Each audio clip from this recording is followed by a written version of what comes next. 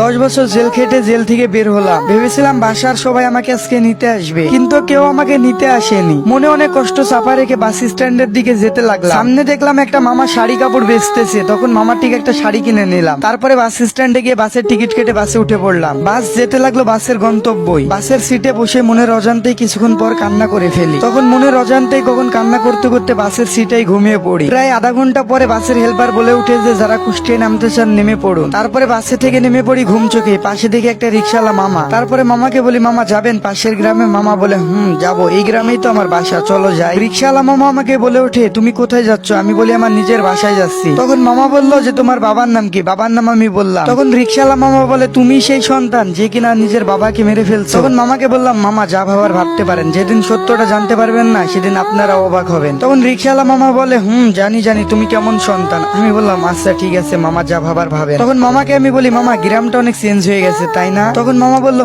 তা তো হবে। আমি বললাম, মামা বাসার সামনে নামাই দেন। মামা বললো ঠিক আছে। তারপরে মামা কিছুক্ষণ পরে আমারে বললো, এখানেই নামো। তখন আমি বললাম, মামা কোথায় নামাই দিচ্ছে? তখন রিক্সাওয়ালা মামা বললো, ওই যে সামনের বাসাটা দেখছো না, ওটাই তোমার বাসা। আমি বললাম, আচ্ছা ঠিক আছে মামা, এই নেন আপনার ভাড়া। নিজের বাসাটাকেও আমি চিনতে পারছি না, কারণ 10 বছর আগে দেখে গিয়েছিলাম কি আর এখন দেখতেছি কি। এখন দেখতেছি বাসাটা পুরো পাল্টে গেছে। বাসার কলিং বেল চাপা মাত্রই দেখি যে মা আমার দরজা খুলে দিল। মা বলে উঠলো, খুনিটা আমার বাসায় এসেছে কেন? কেউ ওকে বেরিয়ে যেতে বল। মা তুমি বিশ্বাস করো, আমি বাবাকে কখনোই হত্যা করিনি। তুই যদি আমার কখনো সামনে আসিস তাহলে আমার মরা মুখটা দেখতে পাবি। এমন কথা বলিও না মা, আজ অন্তত পক্ষে একবার তোমার এই সন্তানকে বুকে জড়িয়ে নাও। তোর স্থান কোথাও নেই আর তোর স্থান কোথাও হবেও না। আকাশ এই খুনিটাকে এখনই বাসায় থেকে বের করে দে। আচ্ছা ঠিক আছে মা, আমি দেখতেছি। তখন হাসান উঠে বলল, ভাইয়া বিশ্বাস করো, আমি আব্বুকে কখনোই হত্যা করিনি। আকাশ উঠে বলল, তুই বাবার নাম মুখে নিবি না, তোর মতো সন্তান যেন কোনো বাবা মায়ের ঘরে জন্ম না নেয়। তখন হাসান বলে উঠলো, ভাইয়া তুমিও আমাকে বিশ্বাস করতেছো না? তুমিও আমাকে এই কথা বলতেছো?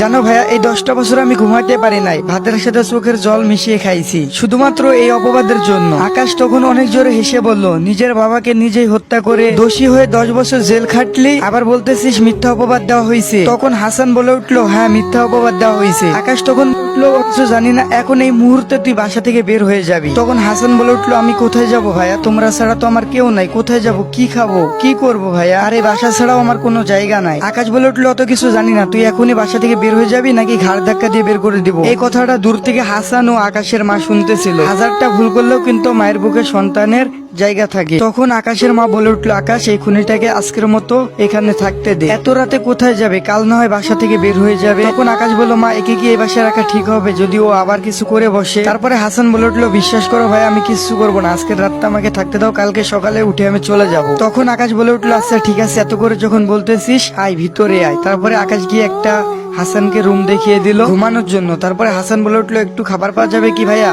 অনেক ক্ষুধা পাইছি। তখন আকাশ বলে উঠলো, তোর এই বাসাতে খাবার খাওয়া হারাম, যদি আরেকটা কথা বলিস তাহলে তোর ঘাড় ধাক্কা দিয়ে বাসা থেকে এখনই বের করে দেবো। তখন হাসান বলে উঠলো, আচ্ছা ভাইয়া খাবার লাগবে না, ঘুমাই। ঠিক রাত 3টা বাজে একটা চিৎকারের শব্দ হয়ে উঠলো। বলে উঠলো, বাঁচাও বাঁচাও, প্লিজ কেউ আমাকে বাঁচাও, প্লিজ প্লিজ কেউ আমাকে বাঁচাও। এমন শব্দ শুনে সবাই বাইরে এসে দেখে হাসান কাজের মেয়ের আয়েশার ব্লাউজের ফিতা খোলা। এমন দেখে আকাশের পায়ের রক্ত মাথায় উঠে গেল। তখন আকাশ বলে উঠলো, কি হয়েছে আয়েশা, তুমি এত কান্নাকাটি করতেছো, কি ব্যাপার? তখন আয়েশা বলে উঠলো, স্যার আমাকে প্লিজ বাঁচান, আপনার ভাই আমার সাথে শারীরিক সম্পর্ক করতে চাইছে, কিন্তু আমি রাজি না থাকায় আপনার ভাই আমার সাথে জোরাজুরি করতে চাইছে। তখন হাসান বলে উঠলো, এই মেয়ে তুমি এত মিথ্যা কথা বলতেছো কেন? তুমি তো আমার রুমে এসে কান্নাকাটি করতেছো, আর বলে উঠলো তুমি আমাকে ফাঁসাইতে চাইতেছো। তখন আকাশ বলে উঠলো, হাসান একদম চুপ করে থাক, নাহলে তোরে কিন্তু একবারে অবস্থা খারাপ করে ফেলবো। আয়েশা কেমন মেয়ে আর কতটা ভালো মেয়ে সবাই জানে, ওর মতো মেয়েই হয় না গ্রামের মধ্যে, আর তুই কেমন এটা গ্রামের সবাই জানে। আর ঠিক তখনই হাসানের মা আর আকাশের মা ওইখানে চলে আসে। তারপরে বলে, আকাশ কি হয়েছে আর আয়েশা তুই কান্না করতেছিস কেন? তখন হাসান বলে উঠলো, খালা আমি আপনাদের বাসায় আর কাজ করবো না, আপনার ছোট ছেলে আমাকে ধর্ষণ করতে চাইছিল। তখন আকাশের মা বলে উঠলো, আয়েশা তুই এসব কি বলতেছিস? তখন আকাশ বলে উঠলো, হ্যাঁ মা, ও যা বলতেছে সব সত্যি বলতেছে, আমি বুঝে গেছি মা। হাসান কি চায়? হাসান চায় আমাদের এই সমাজে মান সম্মান সব ধুলোয় মিশে যায়। তারপরে হাসানের মা আর কিছু জানতে না চেয়ে হাসানের কাছে এসে 2 গালে থাপ্পড় দিয়ে গাল দুটোকে একেবারে লাল করে ফেলে এবং হাসানের চোখ দিয়ে পানি বেরিয়ে আসে। তারপরে বলে উঠে, তোর মতো কুলাঙ্গার সন্তান এই পেটে ধরছিলাম, বিশ্বাস হচ্ছে না। নিজের বাবাকে তো 10 বছর আগে একেবারে খেয়ে ফেলেছিস, এখন আবার আরেকজনকে খাইতে চাইছিস, আর কতজনকে খাবি? তখন হাসান বলে উঠলো, বিশ্বাস করো মা, তোমার কসম, আমাকে এখানে ফাঁসানো হচ্ছে। তখন হাসানের মা বলে উঠলো, ওই মুখে আমার নাম নিবি না, আর